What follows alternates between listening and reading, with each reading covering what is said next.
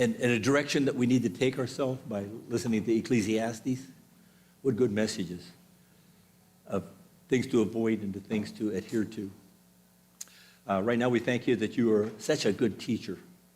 Your spirit just does amazing things to take up the slack where amazing things aren't present. But you are amazing always. So thank you right now for your word.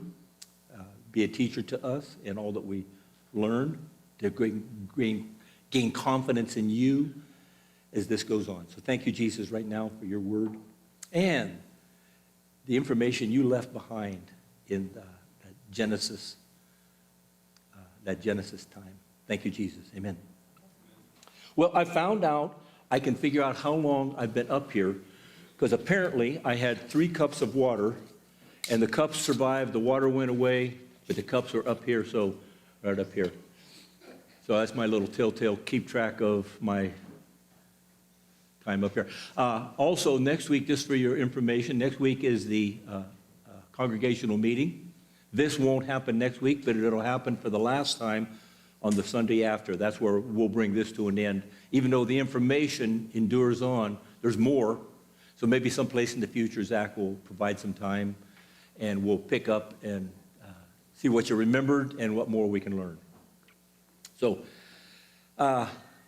when we first started off, we talked about we didn't really talk about this so much, but the reason for the flood was by the amazing amount of sin that had occurred on the earth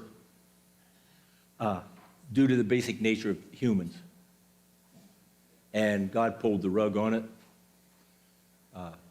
And we see the promise. And it wasn't something that he randomly put together because it took over 100 years to build the boat, build the ark, to get it ready for this moment. And then that started up on Genesis 7:11. Does anybody remember the context? Even if you can't quote it, you remember what it says? Anybody? Is all that same group of people here that never raised their hand for anything? That same group present? Apparently. So it says that it gives you a date, which I do not have memorized. And then it says, the fountains of the great deep burst forth. Some translations are a little different than that. Fountains of the great deep burst forth. Verse 11, Genesis 7:11. And then in 12, said that it rained. That's that key trick word that we never use. We just think rain is rain, but it's the word Geshem, G-E-S-H-A-M, Geshem rain. Then it rained, it Geshemed for 40 days and 40 nights. And then it says, goes on at a certain point, it says that those floodgates of the sky were over. That particular Geshem rain came to an end, and probably rain, because there's still phenomena going on, that the rain didn't stop, it's the Geshem rain stopped. The Gesheming of the floodgates of the sky that were doing such amazing things. We're going to talk more about the consequence of that on the 12th when we come across our talk on mammoths and how this Geshem rain affects mammoths and so much other. And its lingering effect today of what we see on it.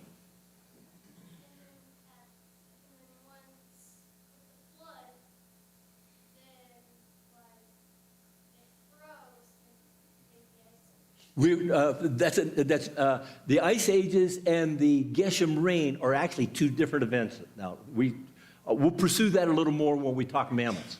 Good point. Very good point. We'll pursue the difference of ice ages and the Geshem raining because they are 2 different events. 2 different events that have different consequences. Different consequences. So on the first time we talked about the forming of the major mountain ranges, and on your screen up there you can see that funny little line going down through the Atlantic, and there's in the Pacific, and then actually if you look at a correct map, you see that it goes around the earth like the seams of a baseball. The mid-oceanic ridge was in process. That's what started the whole event off as splitting. And again, I just put it back down to the sharp fingernail of God, put a crease in the earth, and it started the eruption of the water. And the supercritical fluids, those are the term that you probably don't use real often. Critical fluids, when a critical goes fluid, water is at 705 degrees. And when it starts going above 705 degrees, it goes supercritical, and stuff starts happening. And I'm not really fully even capable of talking about all the aspects of supercritical fluids, but I do know that they're even used today. Not water, but they use supercritical carbonated water because its temperature is low enough and the pressures are still high enough they can do some amazing stuff with it. Amazing stuff with it. In the beginning, they used it to decaffeinate coffee. Separate the caffeine out of the coffee. Anyways, that's went on there. Now they use it for separating dangerous chemicals and stuff like that, even weapons of mass destruction chemicals and stuff like that are built with chemical compounds that wreck us, but you put it through a process with supercritical fluids and it disassembles it and it turns into these inert things that mean nothing. They don't hurt anything. So supercritical fluids are important. Some of those creative individuals in the 1800s, mid-1800s, stumbles, I guess they're way smarter than I am to start figuring that stuff out and heat water to temperatures like this. There's even, and in my study in this week, there's temperatures of the supercritical fluids that were trapped under understand what a pressure cooker is, right? You put the water in the thing and you screw down the lid. You don't just put the lid down, you screw the lid down and you have this, boo, it'll go temperature and you can cook everything way faster in pressure cooker type waters. Well, the granite on the top is what held that was the pressure cooker lid screwed down. It was the granite, 10 miles of granite that was seamless. And at that point, God split it and then it started this scenario of the fountains of the great deep bursting forth. We didn't really talk about this, but at the top of the mid-oceanic ridge, you see a bunch of little lines at these distances. We talked about this one, but there's going down one direction on the ridge itself. There's a thing called axle rifts, and it's a split. Under tension, it pushed up, and then it pulled apart under tension. It was a tension split. And they were at the very top of the mid-oceanic ridge and coming down the side. They're called axle rifts, and they're called flank rifts coming down the sides. As the mid-oceanic ridge bulged up, and because it was so deep down, it had the consistency of a super thick putty, almost like modeling clay putty type that was super thick. But if you pull it, and it did this, it separates by tension, it pulls apart. There's another set of cracks on it that goes at a right angle to those. They're called fracture zones. When the mid-oceanic ridge bulged up this way, it split this way. When it came down its length at a perpendicular angle to it split and it cracked this way. And they went around Earth, and if you look at these maps, they're on the ocean floor. And if you get the right map and look at like our own Pacific Ocean off the United States, there's, I don't remember exactly, half a dozen, 8, 10 of them, these fracture zones, even off of our own coastline on our west coast. And they've been given names. They're named. They're not just a bunch of, the ones close to, you might call it places where people live instead of out in the middle of the ocean. There's these fracture zones are out there, and they have been named because they are important. And understanding is because as the mid-oceanic ridge went up 2 directions down its length, both directions down its length, down the top of it and down its side. It split because of it. It's bending around the earth. The mid-oceanic ridge actually bends around the earth. It's not a straight line. It bends. So we saw the mountain ranges formed. We saw the major mountain ranges, continental mountain ranges, how they came about. And the continental plates as they moved. Then we saw how this crushing of the continents when the North American, Central South American continent and other things were starting to move. They sliding on a lubricating layer of water.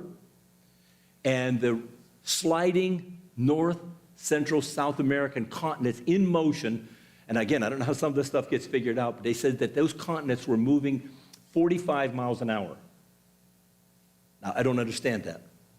I accept it because at the end of it, it shows where the sliding continents smashed into the Pacific Ridge, and we see our Rocky Mountains, the entire Rocky system that goes clear up into Alaska and clear down into the southern tip of the Americas. And all this was going on. And the major mountain ranges were bulged up. And at that chaotic time when this was going up, not only mountain ranges were pushed up, there were basins created. Lots of them on the planet. 2 big ones up in, northwest Arizona and where Four Corners is. There was 2 major lakes formed there. One of them called Grand Lake, the other called Hopi Lake. And the volume of water, and again, this is stuff I don't know how they figured it out, but they did it. That the amount of water that was in those, the volume of water in those two post-flood lakes were in greater volume than all 5 Great Lakes today have in it. That the volume of water that erupted was greater than the water of the Great Lakes. And came down, and we saw that the water from Grand Lake breached first, went almost due south, not exactly due south, but south, and came down and tore away what you'd have to be the rock face cliff of what would be Hopi Lake, and both of them breached at the same time, and it took a south-moving water flow and turned it directly west. And the water flow changed and then swept off all of northern Arizona, or a big portion of northern Arizona. They say there's 2,000 cubic miles, and they look at that because the south rim, and they gave it 1,000 foot of elevation, is probably higher than that. The south rim of the Grand Canyon is 1,000 feet lower than the north rim. And when you stand at Grand Canyon Village and look directly north horizontal, you're not looking at the top of the mountains, you're looking into the mountain. You're looking into it. You have to change your view. Now, it's only a fraction of a degree from the distance, but you look up there, and then you can look at the top. Both sides capped off by a limestone layer that protected stuff under it. That there was stuff above it, and on the south rim, there was that unique butte called Red Butte. And on this map, it's up there in tiny, tiny print. You can't see it. I don't know. You'd have to get up close to the map. There's a place called Red Butte, 600-700 feet tall, that the strata lines in it go over to the north rim. And they also go clear out into Monument Valley. That all the soils and sediments that was in between all got swept out by this breaching of the waters from the 2 lakes. Must have been something to have seen, huh? Something to have really seen, to be able to witness that. Probably would have been quite scary. Then last week we touched on ice ages. We found out that there was stuff going on all at the same time as each one of these events is going on. There's other things going on at the same time. That the mountain range, the mountains, as it slid with the continental plates, as they slid westward in the Pacific Ocean in particular and in the Indian Ocean to some degree. Okay, we're getting a better picture up there. They're working on it for us. Good men. Thank you. Little spot out there, south of the Kaibab Plateau, northern Arizona, there's a little dot, and there's a thing that says Red Butte. Red Butte. It's tiny. Don't focus on that. Focus up here right now, otherwise you'll lose. I would be doing what you're doing if you're looking at that, and I'd be missing. Never mind. The Pacific Ocean plates was rubbing together. And now we did this little mini experiment that you take very lightly, you put your hands together and rub them so lightly, you can feel warmth develop. Just on barely touching your fingers like this here, you can feel warmth. But if you take and press hard, you just push hard, you can actually just do it and keep doing it. You can get 100 degrees in between your hands. What about if there was 10 miles of granite that came in contact with the space below it, and it slid? It starts melting stuff. And it doesn't take much distance that it rubs till things start melting. Well, underneath the Pacific, even to this day, there's gigantic magma chambers out there. And they're still bulging out and producing magma, lava. Magma is when it's underground. When it comes to the surface, it's called lava. As this was melting down, the granite was crushed, the magma developed and began rupturing up through the cracks in the granite. And it did it under great pressure, because remember, you get 10 miles of granite pressing down on a liquid. In this case, it's melted rock. As it pressed down on it, it began jettisoning up through the cracks in, avalanche fashion. Magma flowing out. And this is all underwater. Flowing out on the Pacific Ocean floor. Huge amounts of magma deposits out there on the ocean floor. Huge. And as it flooded out there, it begins heating the water in a super fashion.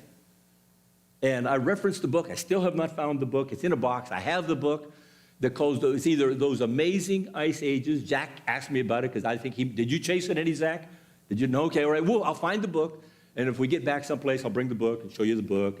But it was a Yugoslavian geologist named Andrije, some very complicated name, but that was his name. And he wrote this book called Those Amazing Ice Ages, or it might be Those Astounding Ice Ages. And here's what he said, that for the ice ages to have occurred, the oceans had to be steamy hot. So if you've ever boiled water, and let's say you put an inch of water in a pan and put it on the stove and took it to a boil at 212 sea level, it doesn't take long to make the 1 inch of water in the bottom of the pan go away. It doesn't take long. That 1 inch of water will turn into plus or minus 7 inches of snow. 1 inch of water, about 7 inches. Dry snow, everything changes. Real wet snow, everything changes. But plus or minus 7 inches of snow from an inch of water. But now we have 40,000 volcanoes called seamounts under the Pacific Ocean floor, spewing out 2,000-degree lava, not 212 degrees, 2,000-degree lava, and hundreds of thousands of square miles of surface covered by the stuff, and the Pacific Ocean turns steamy hot, melting the snow. And we did this. This is all worthwhile because I'm a big fan of a picture, 1,000 words. I'm a big fan of that. If I can see something, I do way better at understanding it and remembering it. North America, 23-degree angle of the earth. When it's over here, the north thing is pointing towards the sun. We're in the depths of summer, and it's raining. This water that's coming off the Pacific doesn't come in the form of snow, except for possibly at the very highest levels of the new formed mountains. As it goes around 180 degrees, now we're in the depths of winter. All that water that's flowing off the Pacific no longer is just rainwater. It is pouring across the continents in avalanche snow fashion. All of those hundreds of inches, feet of water coming off of the Pacific Ocean is now turning into snow, being transported across the continents by the steamy hot ocean and the cold continents that create these violent winds, and it's just sweeping this water, it's just streaming it off the Pacific and turning it across the top. Now, the exact opposite is happening in the southern hemisphere. When it gets like this, depths of our winter, down there, they're in the height of their summer, and the exact opposite is happening. But it goes around like this. And each time there's a 1-year cycle of the Earth cycling the sun, we have an ice age come and an ice age go. Not hundreds of thousands of years, millions of years of slow ice buildup. It's not happening that way. So, and then this went on for years. They know that, and this is something, I'm repeating some stuff, they know that the Mediterranean went dry 8, 9, maybe more than that, 10 times. Mediterranean went dry. What would make it go dry? Pacific Ocean is just pumping water off of it into the atmosphere, being dropped on the continent as snow until summer. And then it melts all that snow, big piles of it just get melted, and there's tsunami-grade water flowing back into the oceans again, and the Mediterranean refills. But winter's coming, summer's coming, and it's going around this cycle. And as it does that, the Pacific Ocean volcanoes are quieting down. Some of them are what you'd have to call freezing up their holes. But it's still going on. It's still going on. And ice ages are coming and going a year at a time. Yeah, Tanner.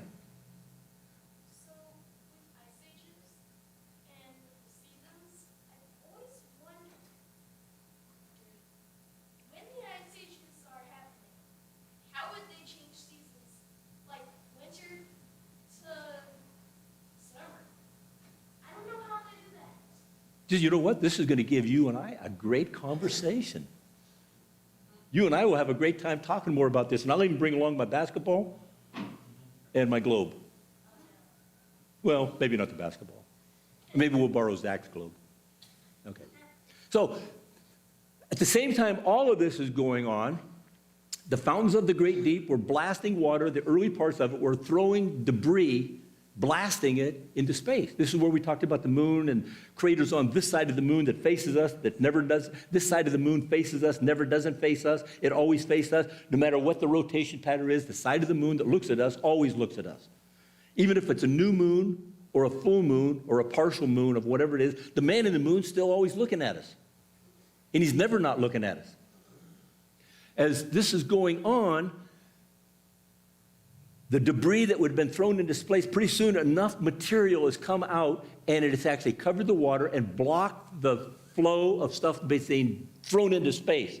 It's actually blocked it. Now it's coming out of this fountains of the great deep that are bursting forth. It's doing it in a fashion that's producing this sediment-rich mud that's being flowing out of this hole in the ocean floor.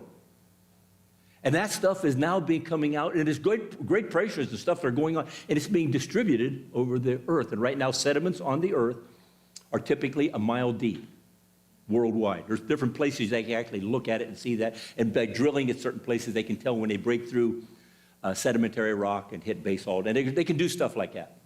They can do stuff.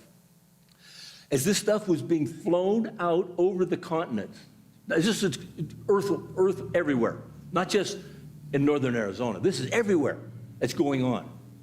Even the ocean floor is getting it.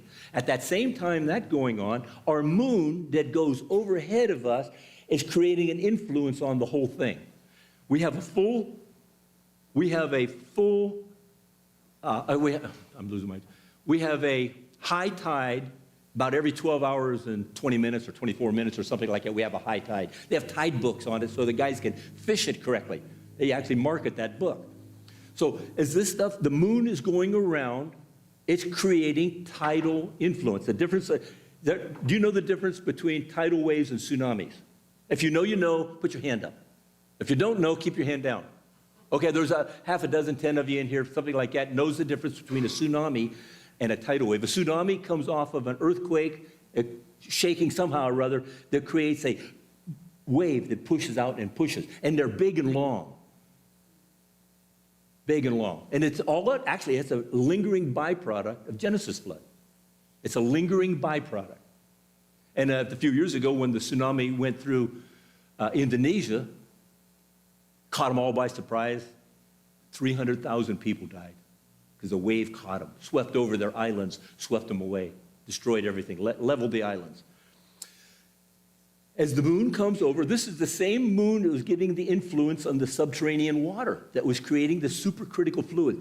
This moon goes overhead, it pulls, or excuse me, when it goes overhead, it pushes stuff down. When the low tide, about 6 hours and some minutes later, you'll have a low tide trough, then it goes back to a high tide, back to a low tide, back to and all this is going on high tides, 12 hours and some minutes.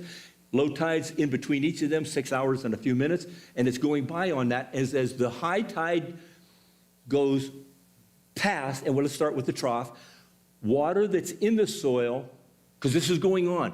This column of water is hundreds and hundreds and hundreds and hundreds of feet high. It isn't like a tide we have on our own oceans where the tide comes in and it's 1.5 feet or 2 or 3 or 4 feet tide. Now we have tides that are hundreds of feet. Maybe more than that. I may be underestimating it. And this column of water goes overhead and drives water down into these brand new sediments that are just rolling out of the ocean floor. They're just rolling out in enormous, we can't even imagine the volume that creates and it was going on regularly. But the high tide's coming over. We have a unique thing. There's the word liquefaction, Liquefaction, liquefaction. And liquefaction in its simplest term is a sorting, and you're going to see it in a minute. As the high tide goes or drives the sediments down, it's driving them down, not just straight down, but it's driving them down and pushing water to the areas of least resistance. And it's actually pushing down and pushing water sideways over to the low tide troughs. But the high tide keeps right on moving. It's very, very rhythmic. It's going around the earth every 12 hours. Roughly every day you have 2 high tides. It's not exactly that, which is why they give charts, and it's not the same time on the charts. That's why they publish a little book with high tide charts for the fishermen. As the high tide passes and creates a new high tide as it's moving along, the water that was being pushed down now And if you go clear back to the 6 hours, we have a full evacuation of the water chamber that was in the trough. The water now is being pushed up. And remember, there's another high tide right behind it. And it is also pushing this way, and the high tide is just driving water down. And as this water goes down and comes up, all of these sediments that are over the earth that right now are very homogeneous. There is no separation. It's just a big pile of dirt underwater. But an interesting phenomenon begins to occur, and that's that thing called liquefaction. As the water starts lifting up, not going down, as the water comes and it's starting to lift up on the low tide cycle, in the low tide trough, the water begins lifting as it's coming up, and the very top particles. And then in the beginning, I'll just put it down into a matter of a dozen feet. I don't know exactly how many feet it was on that first days that the sludge began going out over the earth. As it comes up to topmost particles of these things that are the lightest particles. Imagine this pile of sediments in there as having, I'll just put it into three, very dense, medium, and light particles that are in this column. And there's probably more than that. That's an understatement. But as the water comes over in the low tide trough, it lifts the lightest of the low tide particles. It lifts them. Takes their weight off of the particles beneath them. As the particles beneath them have the weight reduced, it now lifts because we have this high pressure. This is a lot of water pressure, by the way, with these column of water over top of it. As this lifts the first particle, the second particle becomes liftable, and it does. And as it pulls along, more of the lighter particles begin lifting. As it more it lifts, it takes the weight off the one below it. It lifts, and pretty soon the heaviest particles, whatever they are, have a lifting and a dropping. Because remember, it's all in motion. This thing is in a constant motion, going like this. 12 hours apart. On the high tides, 12 hours apart. 6 hours apart. 12 hours apart, high tide. 12 hours apart, low tide. And about 6 hours between a high and a low. As it's going around, these particles begin separating, and the heaviest ones drop back out. They drop out. And as soon as the heaviest ones drop out, the lightest ones drop out next to them, then the next heaviest, and the next heaviest, the next heaviest, and you begin looking at that as a layered sedimentary column. And now this goes on. Each column could be influenced, and I don't know exactly how this works out. The next high tide still could influence this one and lift it and define it again, and the particle separation becomes even more defined. You'll see if you get landscape rock and you get sedimentary rock that's your landscape rock as opposed to crushed granite and or crushed basalt, if you get sedimentary rock, if you go through them, you can go and find some amazing little samples of these lines, some of them like 1/16 of an inch, and tiny little separations as this liquefaction was sorting this volume of stuff, and it's going on. More materials. Remember, now this isn't the stopping of the material while this happens. This is constant and going on. The fountains of the Great Deep are still dumping sediments out onto the continents. The highs, low tides are going on continuously, and liquefaction is happening continuously. Material being dumped out, liquefaction sorting, dumping out more material, liquefaction being sorting, and it's going around and around and around and around like that. And as they multiply, now on the surface of the earth, we always think of high tide, and then it comes to an end on our continental coast. If you go over, you'll come to a high tide, and the high tide goes back out. And that's because now the moon moves over the top of the earth, and we don't have a tide on the Earth's North American continent, South America. We don't have it on the continent. It's only in the waters beside us. And probably to a way lesser degree on some of our bigger lakes. We might have some minor little effect. Earl. A good example of the water flow thing is the Panama Canal. The reason the Panama Canal is there is because of everything what you're talking about, the tidal effect of the oceans. Because there's, as I remember correctly, a 43-foot difference between the ocean levels. So when they dug the Panama Canal, without the locks, you would have this rushing water going back and forth. Oh, Earl. So they built the locks so that they could bring ships and not have to go all the way around the continent and come through the middle of that dam. And they controlled it that way. control the elevation by bringing the ships in there, taking them up to 13 feet. Before I forget, Earl very graciously brought this. Remember we talked about the cutting power of the high-pressure water? And we talked about it being able to cut metal. Earl brought this in. There is a unique thing that shows the cutting power, and he brought this sample in of, I talked about stainless steel, which is the one I had seen. This is aluminum, correct, Earl? It's aluminum. But the principle is if you want to see this, you can come up here and take a peek at it and appreciate what water has done to make this shape, like right here. So anyways, that's up here, just a little sub-note. And then I got to make sure I get that back to Earl because he didn't quite threaten me, but he did insinuate that he wanted to get it back. So that's the way. We'll get it back to you, Earl. I will stand next to it as anybody looks at it. On a side note, the water jet thing, not to intrude on you, is normally 50,000 pounds used to do this kind of stuff. 50 PSI, you mean? Yes, 50,000 pounds per inch. And the only substance they can't cut with the water jet is diamond and ruby. Mm. And they use diamond for nozzles to control that. Yeah. But at any rate, up to 4 inches of any material you want, with the exception of diamond and ruby, they can effectively use water jet. After that, you have to do a laser because it takes too long. And they've cut up to 18 inches of steel with it fairly regular, but it's a slow process. And the other side note, I guess, they use water jets in mining today, and they're cutting 100 feet at a time. What? I'll get off this one. Okay, that's very good. But water has a powerful, under pressure, water is a powerful mechanism to do work with. And what was the last thing I said? The moon is in constant motion going around us, and the subterranean waters are coming blasting up out of the surface on a constant basis, and it's keep flooding the earth with these sediments, and they're constantly being sorted. Now, another side thing that comes up out of that is that during this flood thing, in particular, started in the fountains of the great deep burst forth, there was enormous death stuff on the planet that were being killed. But as warm water gets all this, some of that stuff gets put back out into it. The continents were getting swept up in things. Huge mats of trees and forests were leveled by this event. It wasn't just a tree fell down. There was untold billions of trees torn down.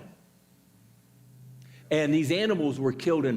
Greg. Is that where the petrified forests are from? The petrified forest falls into our map that was up there. The petrified forest is in that. There's petrified forests all over. That's exactly right. The trees were deposited at that same time and then exposed.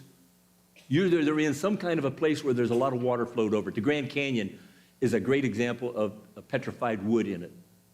And I remember one place up there, I was up there fishing on the upper part of Lake Powell, and coming out of the cliff, and it was a long, long ways away from me, but you can see it sticking out of this cliff. The cliff was like this, and coming out of the cliff was a tree. The tree appeared to be, 3 or 4 feet in diameter, and it was just sticking out of the cliff.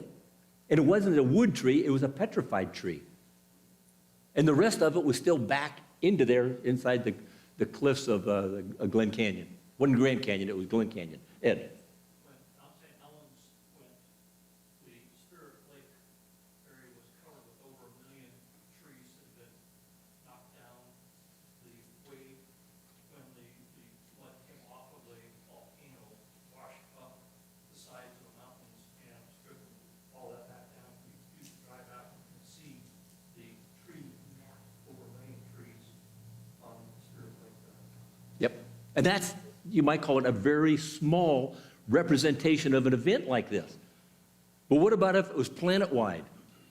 And we don't talk about 1 million trees, we talk about, who knows, maybe trillions.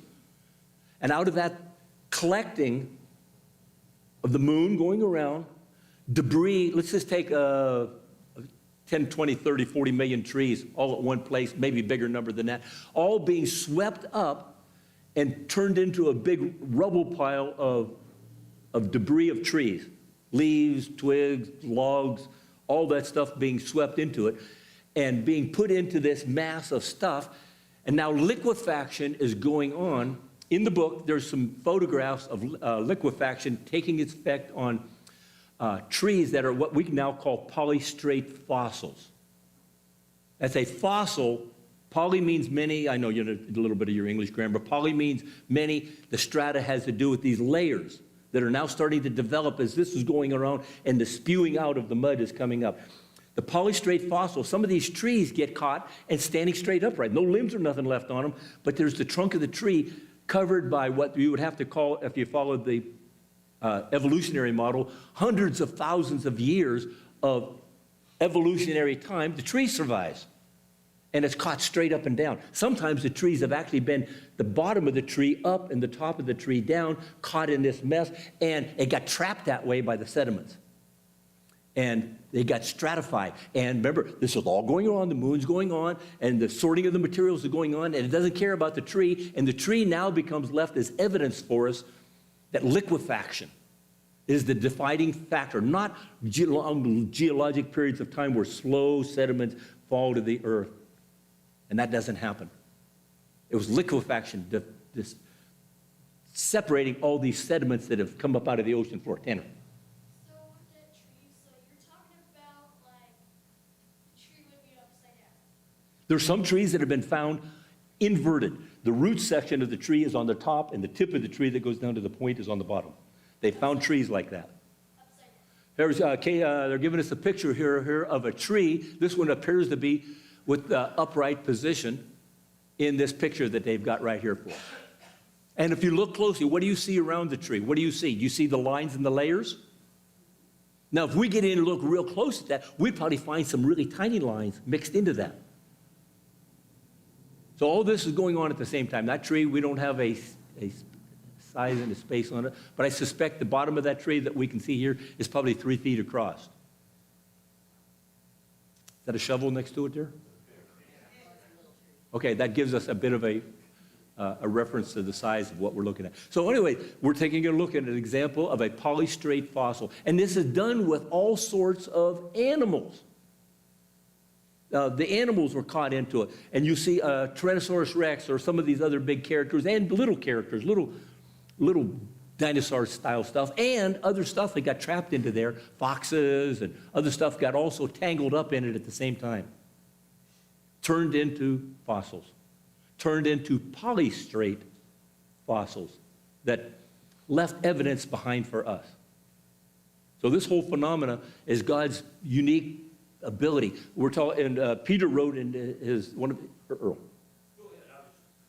You're stretch. On islands, for example, you'll see a good example of this in reverse, where the lava's flowing over a section of ground and covered all the trees and everything, and they burn away, and all you have left now is a hollow tube where the tree. Yeah, how about that? The sweeping of these enormous amounts of vegetation in these flood moments and collecting them in gigantic debris like that wants to collect to itself. You see them in rivers where the stuff will be, and it's not scattered over the whole river. There'll be clusters of it. It tends to sort of, I'll just use the loose word, magnetize itself to other stuff of the same type. And here we have these billions, trillion, whatever the number is, of trees getting swept off and collecting in gigantic piles. And the stuff is going on, the sediment layers catches them, it brings them down, and we see this stuff, just like Mount St. Helens. We see up at Mount St. Helens, with the debris from that, it actually made coal by the pressure of the overlying stuff that came on top. It pressed down and created a coal seam at Mount St. Helens. Brand new coal. But in the Genesis flood, all the coal there, and there's enormous quantities of absolutely enormous quantities, because the earth was a very lush place at that time, and the flood swept it all off. Left them with debris piles. Neil, is there a difference in the liquefaction that you're talking about and the liquefaction that happens after an earthquake? No, good point. Liquefaction, and I was going to get to that, and it went away. Liquefaction in earthquakes is a very common event, especially if the place where the earthquake occurred happened to be built on soil that is uncompacted. The great San Francisco earthquake of 1906 was a classic example of it. They had filled in portions of the bay with this, they just brought truckloads of stuff, filled it in, leveled it out, and built on it. Well, that's okay. That's okay. Till we have an earthquake that shakes this stuff. Now, if you take an example, if you have, let's say, a box, and you fill it full of rocks, slightly more than you can put a lid on, and you want to get everything down so you can put a lid on it, what do? Shake the box, right? And everything will slide down into a tighter packing arrangement, and you can slip your lid on. Well, let's take the same box, same set of circumstances, more than you can get a lid on, and you fill it up with water, too. And now we can't get the lid on, but we want the lid on. So we shake the box, and the rocks go down, and the water seemingly comes up. And it's actually, in a very limited thing, it's actually pushed up by the sediments.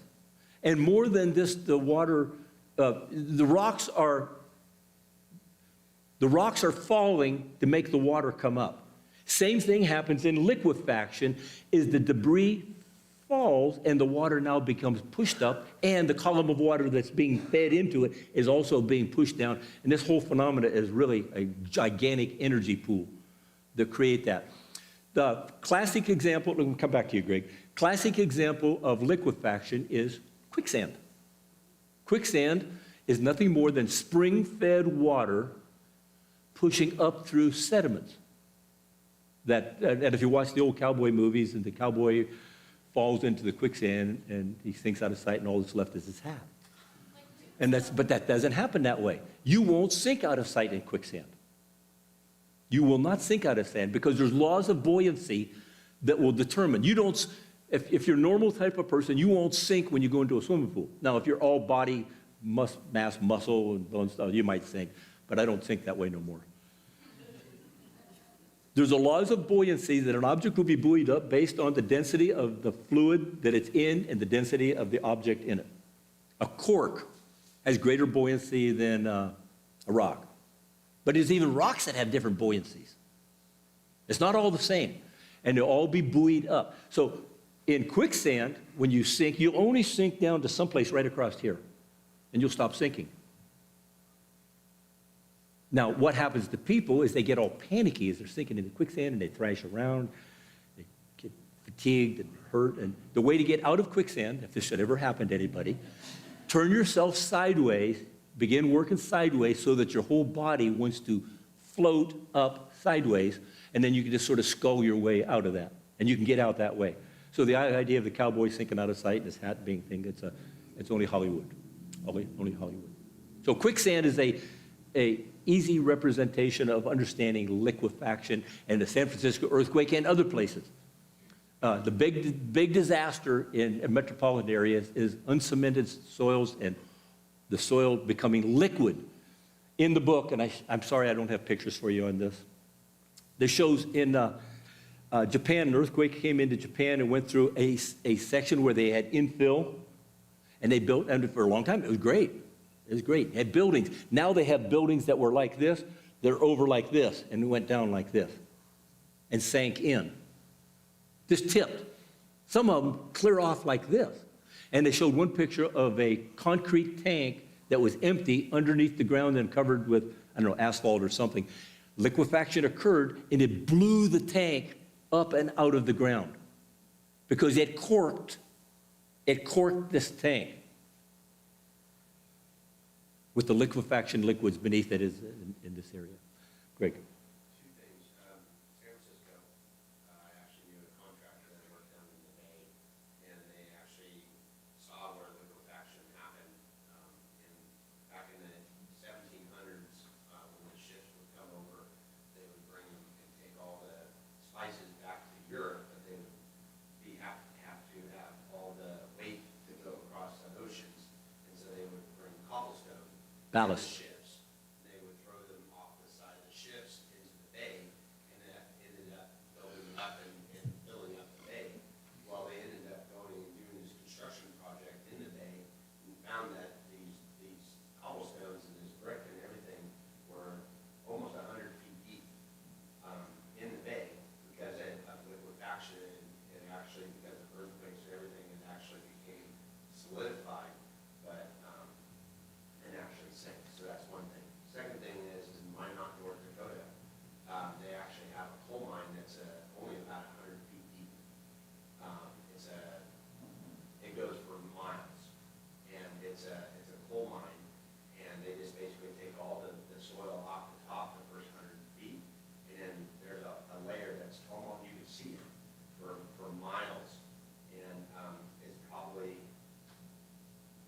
60 to 100 feet deep of coal.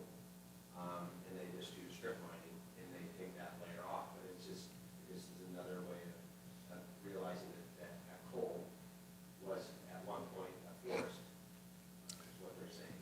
Yeah, what they'll find in coal is that it's not usually just a layer of coal. The vegetation comes in, and the cycle is still going on, or spewing out debris, and sediments fall on the top of the debris. And remember, the cycle's going on, and more debris falls in over it. More vegetation gets on the top of it. And this whole thing is going on. Sediments are being rolling out, cover it again, and this thing is going down. And eventually, this thing, the liquefaction is no longer going. The debris of the vegetation creates its own set of phenomena in this, on a phenomena called lensing, that I don't even fully understand it yet, so I'm not going to attempt to give you that. But that lensing becomes an important distinction on the separation of this stuff and why these seams stay so pure and coal develops out of it. So then there'd be 6, 7 seams like this of coal, and all they do is cut off the sedimentary rock, go down to the next seam, keep it out, take that out, go down to the next seam, and they just keep working like that, and in one sense ravage the earth in strip mining. It's a very violent thing on the earth, but they get their coal. They get their coal. One other quick question. So this is the timing of the flood. Is this the 40 days, 40 nights of rain? Or is this the time after that for 100 days? Waters continued to rise for 5 months, 150 days. Yeah, yeah. The liquefaction is going on a regular basis for the 150 days because there's new material being put on. The moon thing that's going today. That's going today. Liquefaction, the way we understand it in the Genesis flood, probably in very minuscule things that still occurs in some places today, probably. And I'm saying probably not because I know what it is, but it's the sorting. If you get enough debris in the water, sediment debris, the liquefaction will probably want to start solving. But you still got to have the column of water driving water down, and then the low tide trough pulling the water back up and out and sorting it, lifting the particles. Remember, it's the top particles that lift first to take the weight off of the next particle down. Once that next particle down is taken off, the next particle down gets freed, the next particle down gets freed, get freed, until you lose the influence of the moment.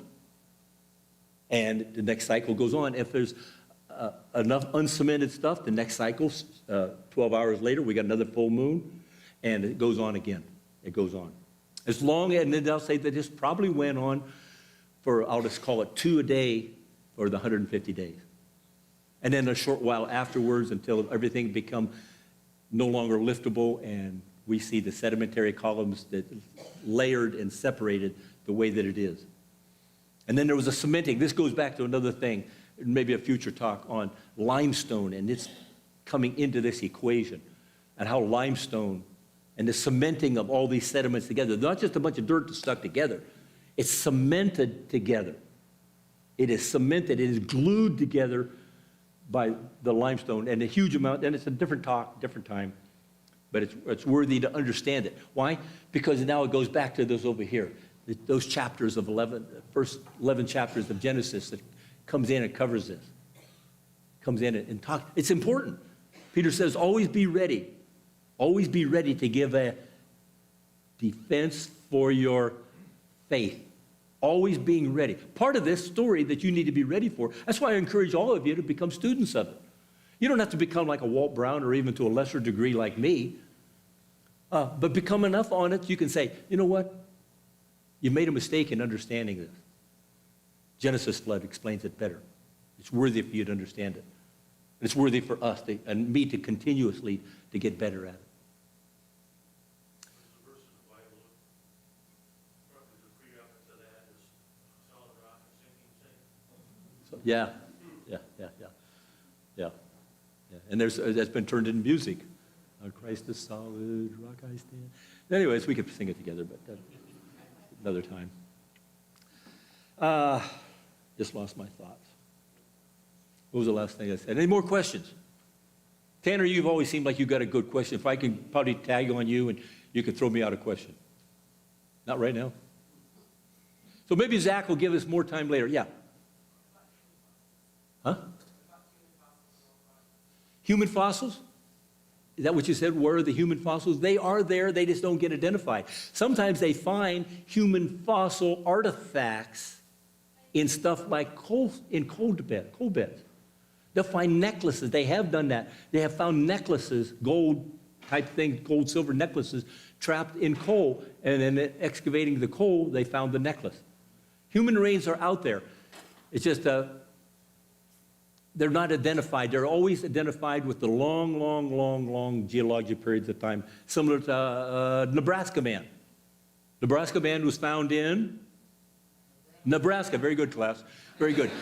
Found in Nebraska, and what they found in Nebraska was not a body of this character and it's in the book. They showed a picture of him in the book of the contrived appearance of what Nebraska man must have looked like.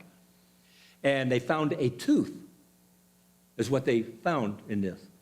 And they said, well, if the tooth looked exactly like this, the jaw must have looked a little bit like this. Well, if that jaw looked like that, the other side must have looked like this.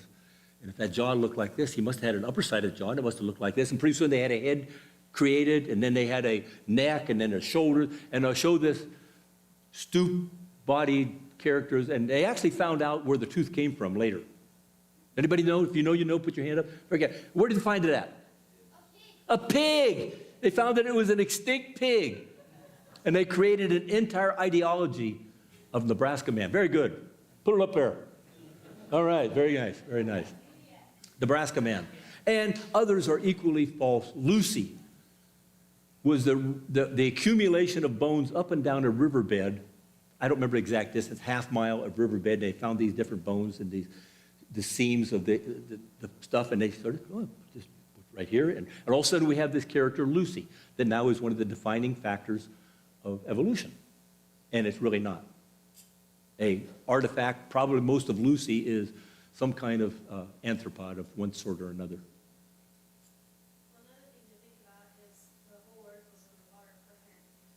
A lot of the people that were killed in the flood were probably. Could have been all this stuff. There's all sorts of stuff that's going on in this, and I haven't even thought about that. Humans. There was an interesting thing that showed up. It was called it was up in the mountains of Italy. What was he called? Iceman. Iceman. He was found up in the mountains of Italy, and they found him actually with a bow and arrow. And they said they know about when he died. About 6,000 years ago. And he's up there, and this ice, the fountains of the great deep and the Geshem rain, because they found him encased in this ice material. Wait, I know this man. You know him? Did you met him? No, not really. Oh, okay, I got it. Well, I mean, like, there's this show called Nova. Yes. And talked about him, Iceman. He was covered in ice. His skin was still on him. He had this bronze kind of hoe thing, or an axe. But he that bronze axe was special to his tribe. The scientists that was studying him thought that since there were other human bones with bows and arrows, they thought that they shot him in the back because there was an arrow in the An arrowhead stuck in his back. Yeah. and Tough world he lived in. Yeah. Think about the thing, he wasn't some stupid curmudgeon character. They found out that they had, by understanding him, they found out that this Iceman was quite intelligent because at least him and his group had studied ballistics and how you spin an object going through the air and you create stability on it. Because the fletchings on his arrows had these fletchings that would turn the arrow in the air, as opposed to a rifle ball that would tumble through the air. So this guy comes from a group of people that were rather smart because they understood ballistics and arrows and make that arrow spin, and it creates a stability as it goes through the air. And he got himself shot too. Well, technically, in the He knew too much. show, he had unfinished arrows Oh, I hadn't heard that. because So he was constantly working on it, huh? yes, he was. I think he was on the hunt. No, he was on a journey. He got up to a snowy mountain. In the end, well, it was technically a new oh yeah, this new Stone Age. We're going to pursue him a little bit more when we talk mammoths. New Stone Age. Because he was trapped. This is actually a good transition to leave it until we come back on the 12th. Iceman and Mammoth were all caught in the same event. He might have well been on the hunt. And the mammoth might have been well eaten, his last meal. But all this occurred at the same time, and we'll pick up on it when we talk mammoths in 2 weeks. So, His last meal. okay, hold your thoughts, Jen. We're not going to give up everything we know on this one. We got to hold something for 2 weeks from now. All right, let's have a prayer, and we'll be done. You're good students, good participation, good questions, good comments, and good everything. So if you want to see, just before I forget to tell you, if you want to see Earl's cool little piece of thing here, it's right up here. But I don't want to have to frisk anybody leaving, so I'll end up with the wrath of Earl. Never mind. It's up here. Jesus, thank you for bringing us together one more time, and the amazing life. We can believe by faith. We do. That which is not of faith is sin. Thank you, Jesus, that you've given us things that gives credible factors concerning our faith, and that you've done that for us. And the talks on Genesis all make it so helpful and clear of your amazing hand that looks after us and provide for us reasons, additional reasons to believe. And so thank you, Jesus, for your great care and your concern. Praise your name, Jesus. Praise your name. Amen. Okay, you're free to move around.